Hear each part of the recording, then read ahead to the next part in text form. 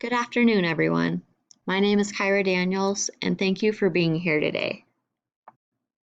I recently participated in a simulation in which I acted as Assistant CEO for Plymouth Corporation. They experienced a crisis in which there was a contamination of their products. I needed to implement 10 key leadership actions which would lessen the impact of the crisis and also think about how I could reduce resistance to a change.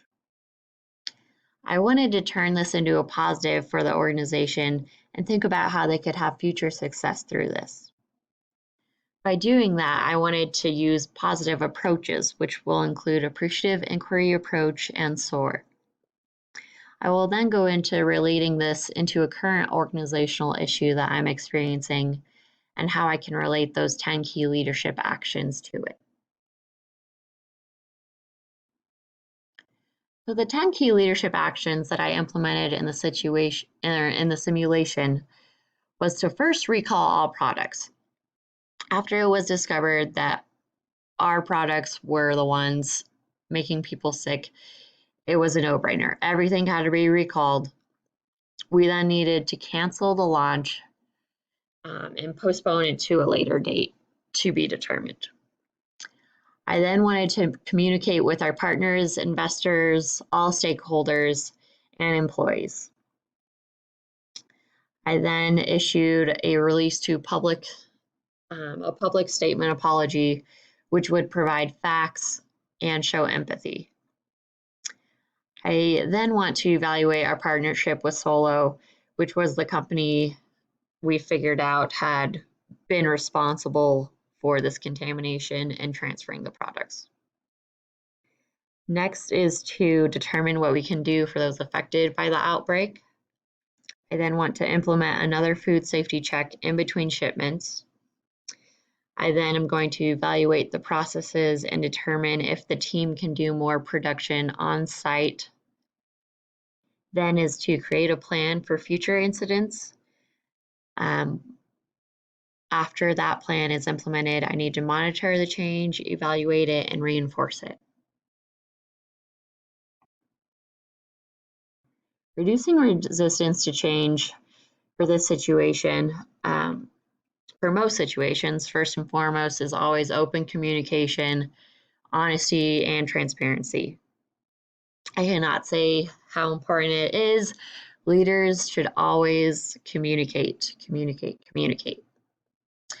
Next would be accountability. Although it didn't show it was our fault, we were still involved. Our partner went through this, and we should have had better procedures and policies in place to avoid this ever happening. I then need to regain trust. Trusting and being trusted produce effectiveness, as it supports a positive organizational climate and gives employees the space to share concerns and ideas.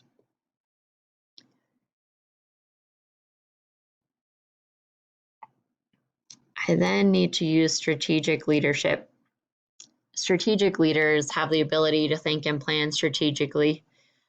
According to Coben, an effective managing leader focuses energy on goals, sources, organizational structures, or persons as they are a problem solver. Also, applying a transformational leadership style will allow a leader to create a new environment rather than just react to situations. Another important factor in reducing resistance to change is leading by example. I would never expect an employee to automatically accept a change if I am not following through with it myself. It's also important for leaders to use emotional intelligence. Leaders can help employees through change by applying empathy, self-awareness, and social skills, which reduces resistance to change by helping them push through and become more successful with the change.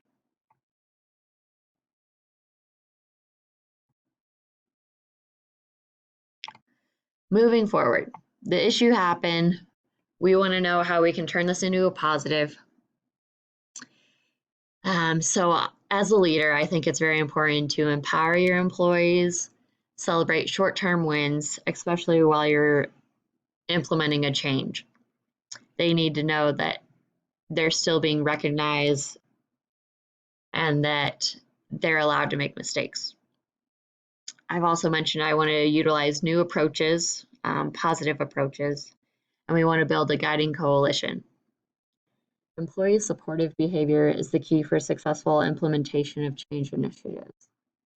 This can be categorized into three behaviors, which begin by compliance, which refers to meeting the minimum requirement of the change, such as just going along with the flow, but reluctantly.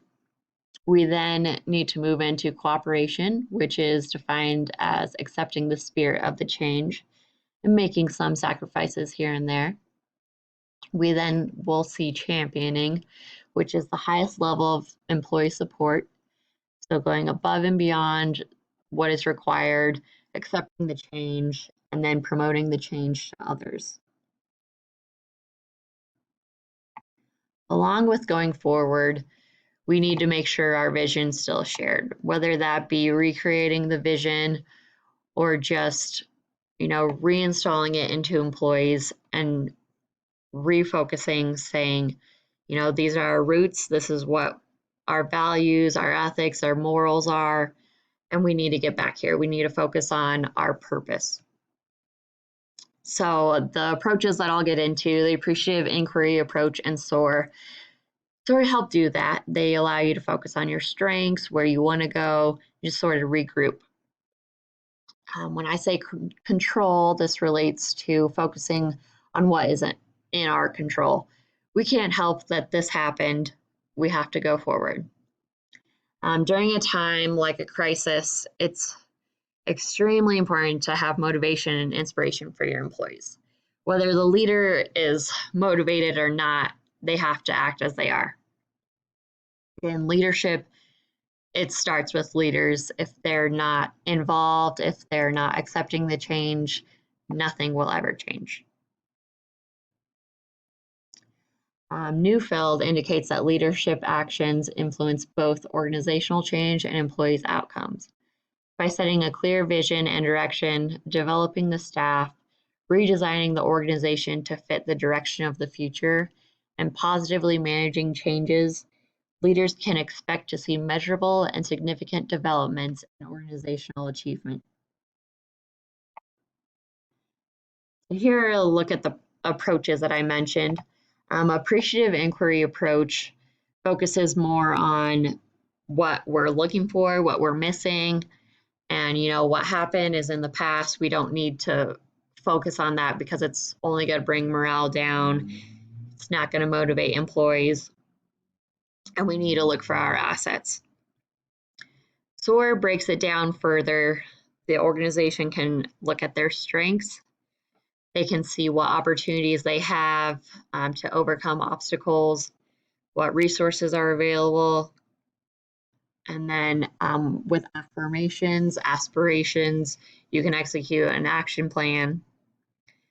And then finally, we have realizing your goal, which is finding those results and the true goal that you're after.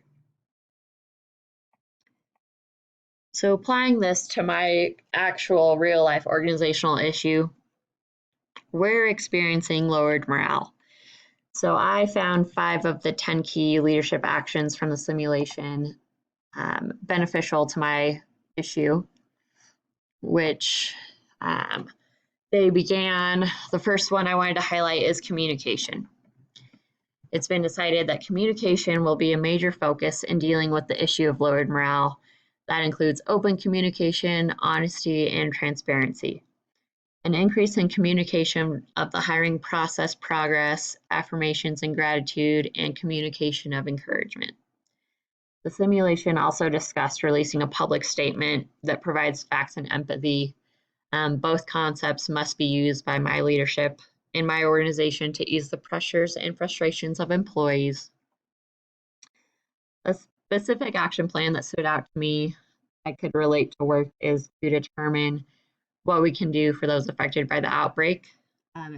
This would translate over to determine what we can do for those affected to working more while we're short-staffed and taking on more responsibility.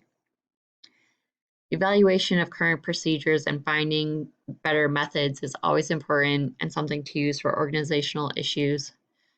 And I will most definitely want to apply a plan for future short staffing and lowered morale. So this may have seemed a bit repetitive, but yes, it is. Communication and leadership are key for employee engagement and acceptance. Here are my references, and that is what I have for you today. Thank you.